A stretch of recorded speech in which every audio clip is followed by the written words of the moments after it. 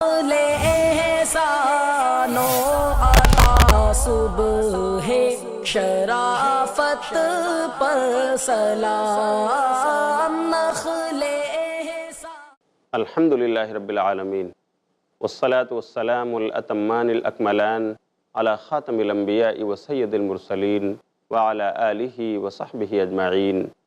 ومن تبعہم بإحسان الى یوم الدین، اما بعد، قال اللہ تعالی فی کلامہ المجید، اعوذ باللہ من الشیطان الرجیم، بسم اللہ الرحمن الرحیم، ولا تہنوا ولا تحزنوا وانتم الاعلون ان کنتم مؤمنین، سبحانک لا علم لنا الا ما علمتنا انک انت العلیم الحکیم۔ محترم ناظرین کرام اور معزز خواتین اسلام، پیغام سیرت النبی یہ دلچسپ سیریز لے کر آج میں پھر آپ کے سامنے حاضر ہوں اور آپ سب کا میں پرتپاک استقبال کرتا ہوں۔ السلام علیکم ورحمۃ اللہ وبرکاتہ۔ پچھلی گفتگو ہماری حضرت عمر بن خطاب رضی اللہ تعالیٰ عنہ کے بارے میں تھی کہ ان کو فاروق کا لقب کیسے ملا، اور اللہ رب العالمین نے ان کے ذریعہ سے اسلام کو کس طرح سے سربلندی عطا فرمائی کہ مسلمان کھل کر کے سامنے آ گئے، خانہ کعبہ میں آ کر نماز پڑھنے لگے۔ لیکن یہ چیزیں جب کفار مکہ نے دیکھیں کہ اسلام اور مسلمانوں کے قدم دن بدن آگے بڑھتے جا رہے ہیں، ان کو پذیرائی مل رہی ہے، تو ان کی بغض و نفرت میں اضافہ ہو گیا۔ وہ اور جلنے بھولنے لگے، مختلف انداز میں آپ صلی اللہ علیہ وسلم اور مسلمانوں کے خلاف محاذ آرائی کرنے لگے۔ مختلف گندی حرکتوں سے بھی انہوں نے آپ اور آپ کے صحابہ کو ستانا شروع کیا، آپ پر الزامات تک لگائے۔ ان کی ان گندی حرکات کا تذکرہ قرآن کریم نے مختلف الفاظ میں، مختلف آیات میں، مختلف صورتوں میں بیان فرمایا ہے۔ سورہ صاد کی آیت نمبر 4 میں ہے کہ وہ آپ کا ٹھٹھا اڑاتے ہوئے کبھی آپ کو جادوگر کہتے، کبھی آپ پر جھوٹا ہونے کا الزام لگاتے۔ اللہ نے فرمایا وَعَجِبُوا أَن جَاءَهُم مُنذِرٌ مِّنْهُمْ وَقَالَ الْكَافِرُونَ هَذَا سَاحِرٌ كَذَّابٌ۔ وہ لوگ اس بات سے تعجب میں پڑے ہوئے تھے کہ انہی میں سے ان کے اندر ایک ڈرانے والا آیا، یعنی ایک نبی اور رسول آیا، اور پھر وہ کہتے جو انکار کر رہے تھے حق کا، وقال الکافرون، کافر لوگ،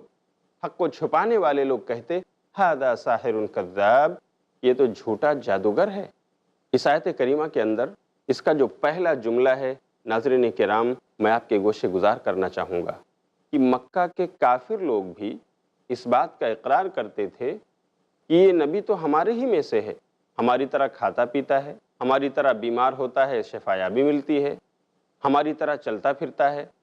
ہماری طرح بازار بھی ضرورت کے لیے جاتا ہے، ہماری طرح یہ ماں باپ سے پیدا ہوا ہے، ہماری طرح اس کے بیوی اور بچے ہیں، یعنی تمام ضروریات اس کے ساتھ جڑی ہوئی ہیں، یہ تو ہماری کمیونٹی میں سے، ہم انسانوں میں سے ہے۔ اسی لیے وہ کہتے تھے وَعَجِبُوا أَن جَاءَهُم مُنذِرٌ مِّنْهُمْ، انہیں اس بات سے تعجب تھا کہ انہی میں سے ان کے اندر ایک ڈرانے والا ہے۔ میرے بھائیوں، محترم ناظرین کرام اور معزز خواتین اسلام، ہمیں قرآن کو پڑھنا چاہیے، ہمیں قرآن کی آیات پر غور کرنا چاہیے کہ اس وقت مکہ کے وہ لوگ جو آپ کے جانی دشمن تھے، انہوں نے بھی اس بات کو مانا، اس سے انکار نہیں کیا، بلکہ وہ ایکسیپٹ کر رہے تھے کہ ہمارے ہی میں سے، اسی مکہ میں رہنے والے اور قریش قبیلہ کے بنو ہاشم کے ایک فرد ہیں، اور تمام ضروریات ان کے ساتھ جڑی ہوئی ہیں، یعنی یہ انسان ہیں۔ اور اسی لیے وہ کہتے تھے کہ آخر نبی، اس کو تو چاہیے تھا کوئی فرشتہ بھیجتا تاکہ ہم اس کی مانتے اور اس کی پیروی کرتے۔ یہ ان کی باتیں ہوا کرتی تھیں۔ لیکن آج ہم اللہ کا کلمہ پڑھنے والے، نبی صلی اللہ علیہ وسلم سے محبت کا دم بھرنے والے ہیں، ہمیں چاہیے اس بات کو تسلیم کریں کہ نبی صلی اللہ علیہ وسلم بھی انسانوں میں سے تھے، لیکن اللہ نے ان کو مقام بلند یہ عطا فرمایا کہ ان کو نبوت دی، ان کو رسالت کا تاج پہنایا، جبریل علیہ السلام کو ان کے پاس بھیجا، اور ان کے ذریعہ سے قرآن نبی آخر الزماں محمد الرسول اللہ صلی اللہ علیہ وسلم پر نازل فرمایا۔ یہ ہمارے اور ہمارے نبی کے درمیان بڑا فرق ہے، ہم نبی کے امتی ہیں۔ اسی طرح مکہ کے لوگ آپ کو کبھی کبھار پاگل، مجنوں اور دیوانہ بھی کہا کرتے تھے، یہ الزام بھی آپ پر لگاتے تھے۔ قرآن کریم نے اس کا ذکر کیا ہے، وہ کہتے تھے اعوذ باللہ من الشیطان الرجیم وَإِن يَكَادُ الَّذِينَ كَفَرُوا لَيُزْلِقُونَكَ بِأَبْصَارِهِمْ لَمَّا سَمِعُوا الذِّكْرَ وَيَقُولُونَ إِنَّهُ لَمَجْنُونٌ۔ یہ کافر لوگ قریب ہے کہ آپ کو اپنی نظروں سے پھسلا دیں. یعنی جب آپ صلی اللہ علیہ وسلم کو دیکھتے تو کنکھیوں سے دیکھتے, آنکھوں سے اشارے کرتے تھے. جب آپ صلی اللہ علیہ وسلم ان کے پاس کلام اللہ پڑھتے, ذکر اللہ کرتے, اور جب وہ اس ذکر کو سنتے تو آنکھوں سے آپ کی طرف اشارے کیا کرتے تھے. گویا وہ آپ کو اپنی آنکھوں سے پھسلا دیں گے. وَيَقُولُونَ إِنَّهُ لَمَجْنُونَ, اور وہ کہتے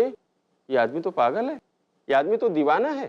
اس طرح ان کے الزامات ہوا کرتے تھے جو نبی صلی اللہ علیہ وسلم پر وہ لگایا کرتے تھے. بلکہ آپ صلی اللہ علیہ وسلم پر ایمان لانے والوں کا بھی وہ مسخرہ اڑاتے, ان کا ٹھٹھا کرتے تھے اور ان کی ہنسی اڑایا کرتے تھے. قرآن کریم نے اس کا بھی ذکر فرمایا ہے, اور ان کا مقصد یہ ہوا کرتا تھا کہ مسلمان بددل ہو جائیں. ہم ان کا اتنا زیادہ ٹھٹھا کریں, اتنا زیادہ ان کی ہنسی اڑائیں, اور اس قدر ان کا مسخرہ ہو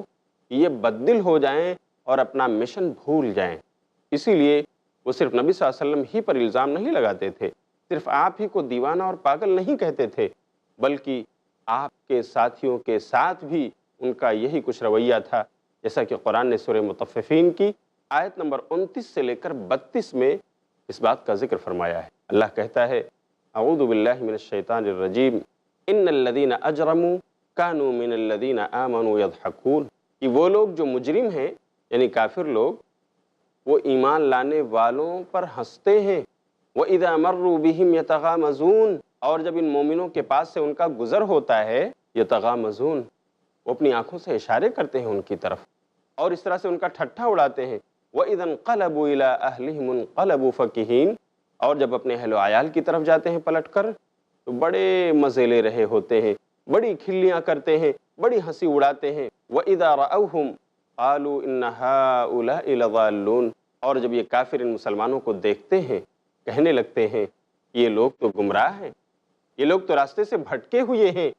یہ لوگ سیدھی راہ پر نہیں ہیں. اس طرح سے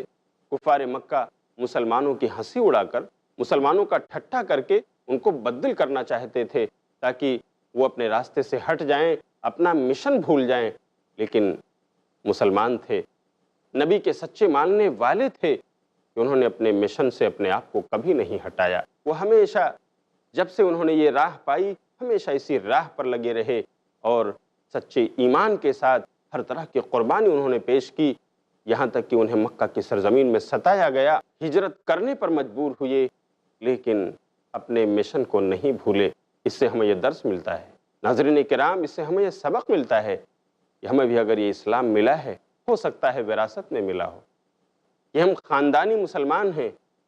اس لیے اس کا ویلو ہماری نظر میں نہ ہو. لیکن اے مسلمانوں, اے میرے بھائیوں اور اے میری بہنوں, اگر آپ تک میری آواز پہنچ رہی ہے تو ذرا اس کی قیمت ان سے پوچھو جن کو یہ اسلام تحقیق کرنے کے بعد ملا ہے, جن کو یہ اسلام ڈھونڈنے اور پڑھنے کے بعد ملا ہے, جن کو یہ اسلام ایک لمبی ریسرچ کے بعد ملا ہے, کافی محنتوں کے بعد انہوں نے اسلام کو سمجھا اور قبول کیا ہے. ذرا جا کر ان کے دلوں سے پوچھو یہ کتنی بڑی نعمت ہے اور اس کی قیمت ان کی نظر میں کیا ہے.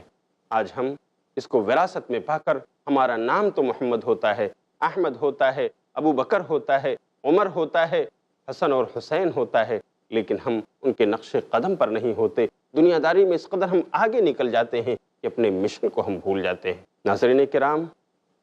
پیغام سیرت النبی اس اہم درس سے ہمیں یہی سبق مل رہا ہے کہ ہمیں اگرچہ ستایا جائے, ہمارا اگرچہ ٹھٹھا اڑایا جائے, اگرچہ ہم پر ہنسا جائے, لیکن ہمیں بددل نہیں ہونا چاہیے کہ نبی کے صحابہ نہیں ہوئے تھے. اگر ہم ان کے اسی مشن کو لے کر چلنے والے ہیں تو ہمیں ان کے اس مشن میں رہتے ہوئے جس انداز کی ثبات قدمی کا ثبوت انہوں نے دیا تھا, ہمیں بھی چاہیے کہ ہم وہ ثبات قدمی اپنے اندر رکھیں. باتیں اور بھی ہیں,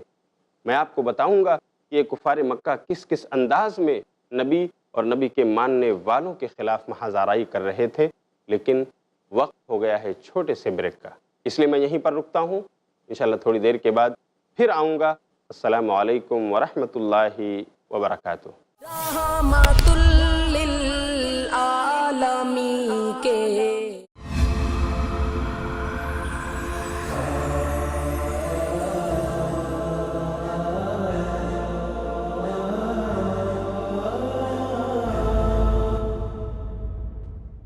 پوچھو تو صحیح, شیخ رضا اللہ عبد الکریم مدنی سے زندگی کی تاریکیوں سے نکل کے उजाले की तरफ लाने वाली वाहिद रोशनी हर जुमा रात 8 बजे सिर्फ आई+ टीवी पर। बेहतर जिंदगी के लिए खुशगवार जिंदगी के उसूल जानिए शेख रज़ाउल्लाह अब्दुल करीम मदनी से आज की टेंशन भरी जिंदगी में अपने आप को खुश रखने के इस्लामी उसूल। हर बुध रात 8:30 बजे सिर्फ आई+ टीवी पर। बेहतर जिंदगी के लिए। घर घर के मसाइल शेख खालिद जमील मक्की के साथ जानिए घरों में पेश आने वाले मसाइल के हल। हर इतवार दोपहर 2:30 बजे सिर्फ आई+ टीवी पर। बेहतर जिंदगी के लिए। अपने DTH और केबल ऑपरेटर से आज ही संपर्क करें। Free to air. रहमतुल लिल आलमीन के। मुहतरम नाज़रीन किराम और ख़वातीन इस्लाम, मैं वादे के मुताबिक आपके सामने फिर हाजिर हूँ। अस्सलामु अलैकुम वरहमतुल्लाहि वबरकातुहू। मैं आपको बता रहा था कि मक्के की सरज़मीन में कुफ़ार मक्का नबी सल्लल्लाहु अलैहि वसल्लम और आप पर ईमान लाने वालों को तरह तरह से सताते, ईज़ा रसानी करते और मुख्तलिफ़ किस्म की महाज आराइयाँ आपकी गिरद उन्होंने कर रखी थी ताकि वो आप और आपके सहाबा को बददिल कर दें। लेकिन उनका झुटलाना, उनका इल्ज़ाम लगाना, नबी सल्लल्लाहु अलैहि वसल्लम को पागल और दीवाना कहना, ये सारी हरकतें जब वो करके थक गए और उन्होंने देखा कि दावत तौहीद किसी तरह से रुकने का नाम नहीं ले रही है, तो फिर सौदेबाजी करने के लिए आ गए। इमाम इब्न जरीर तबरी ने अपनी तारीख़ में इस बात को दर्ज फरमाया है कि मुशरिकीन ने रसूलुल्लाह सल्लल्लाहु अलैहि वसल्लम के पास आकर कहा, ये मोहम्मद सल्लल्लाहु अलैहि वसल्लम, ऐसा करो कि अगर आप हमारे माबूदों को मान लो, एक्सेप्ट कर लो, उन्हें कबूल कर लो इस तरह से कि आप 1 साल तक हमारे माबूदों की इबादत करो, तो फिर हम भी आपके माबूद को, आपके अल्लाह को मान लेंगे, हम भी उनकी 1 साल तक इबादत करेंगे। तो इस तरह हम दोनों मिलजुल करके अमन व अमान के माहौल में रहेंगे। इसी तरफ कुरान करीम की इस आयत में जो सूरह कलम की आयत नंबर 9 है, अल्लाह ने इसमें इशारा फरमाया है ये मुशरिकीन किस तरह से आपको बहलाया और फुसलाया करते थे। कुरान ने कहा वद्दू लौ तुदहिनु फयुदहिनून, ये काफिर चाहते हैं कि अगर आप ढीले पड़ जाओ तो ये भी ढीले पड़ जाएं। 1 साल आप अगर उनके माबूदों की इबादत करने का अहद व पैमान कर लो तो फिर ये भी आपके माबूद की इबादत करेंगे। कुरान करीम ने इस तरफ इशारा किया है। आज भी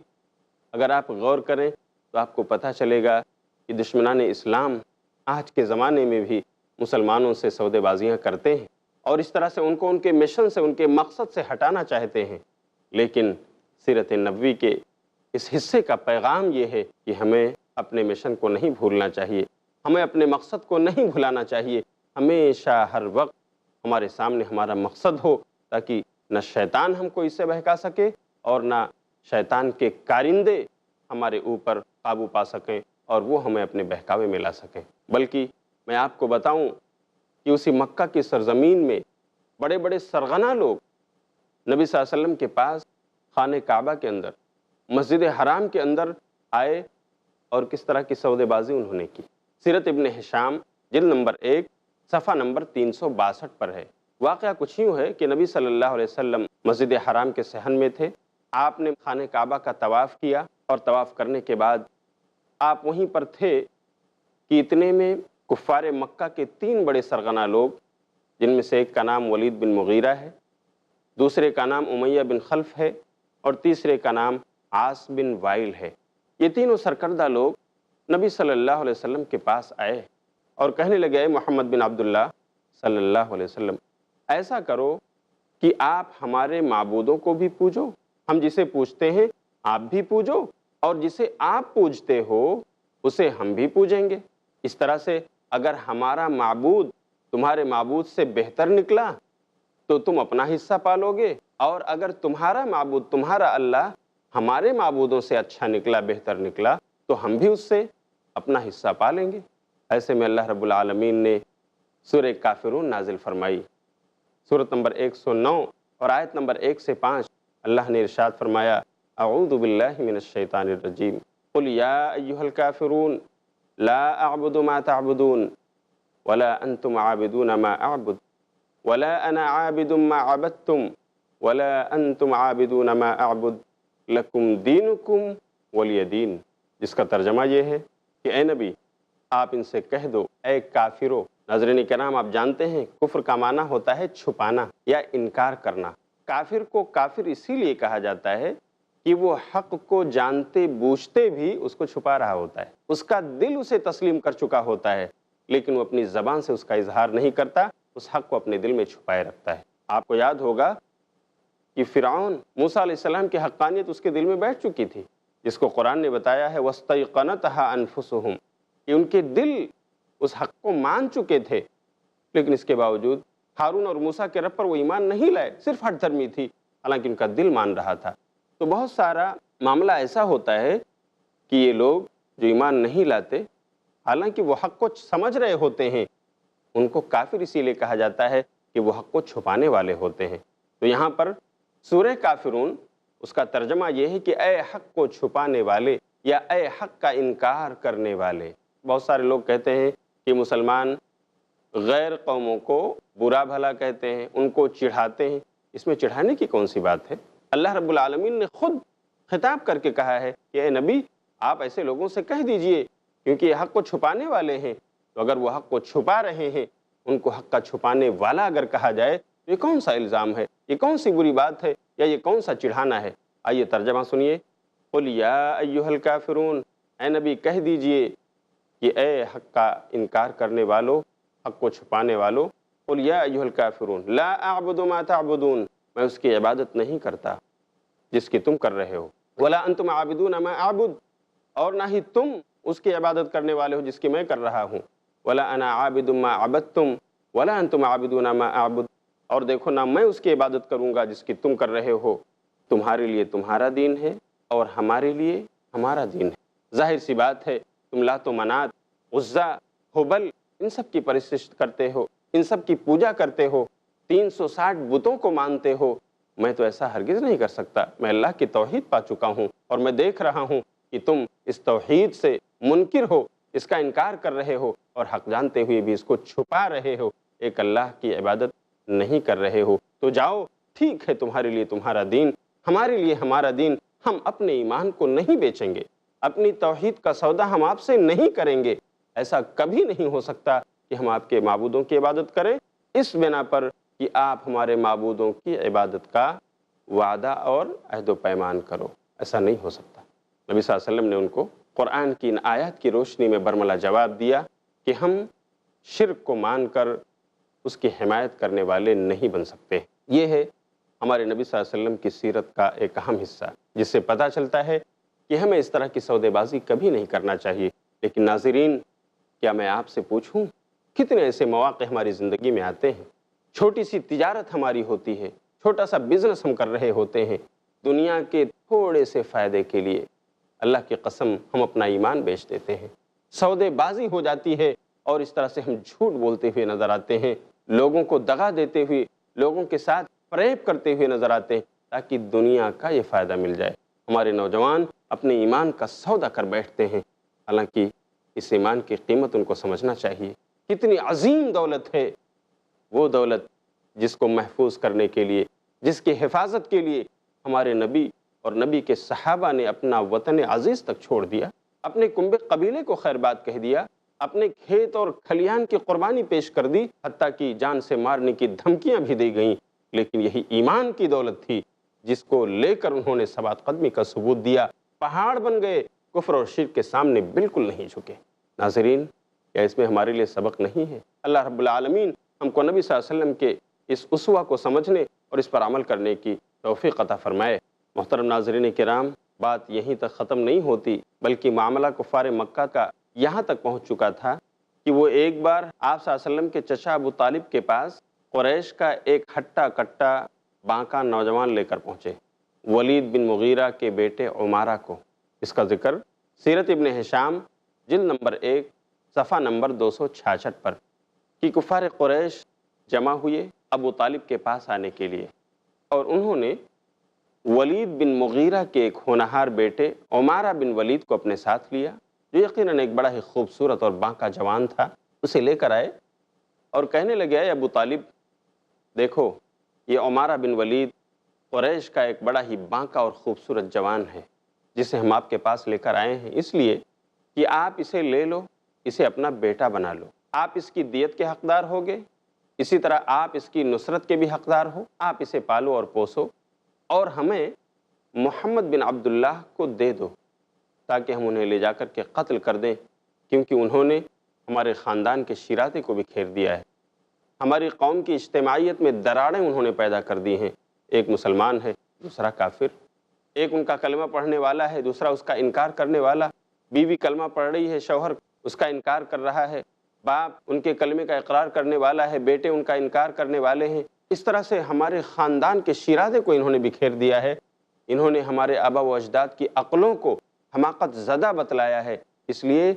آپ عمارہ بن ولید کو لے لو اور محمد بن عبداللہ کو ہمارے حوالے کر دو، یہ ایک جان کے بدلے ایک جان کا حساب ہے۔ ابو طالب نے کہا یہ کیسا انصاف ہے، ذرا بتاؤ، تم تو اپنے خاندان کے بیٹے کو ہمیں سونپ رہے ہو کہ میں اپنا بیٹا اسے بنا لوں، اسے کھلاؤں پلاؤں، اسے پالوں اور پوسوں،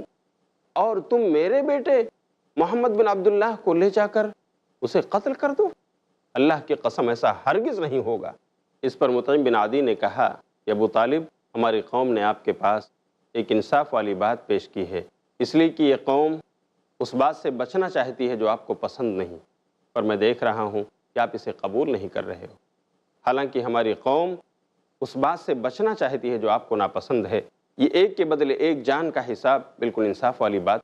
پر ابو طالب نے سختی سے اس کا جواب دیا اور کہا یہ بات ہرگز انصاف والی نہیں، یہ ظلم کی ہے، لیکن میں دیکھ رہا ہوں کہ تم بھی انہی ظالموں کو ساتھ دے رہے ہو اور میرا ساتھ چھوڑ دے رہے ہو، تو جاؤ جو بن آئے کر لو، میں اپنا بھتیجا آپ کے حوالے نہیں کروں گا۔ ناظرین کرام، ذرا آپ اندازہ کیجئے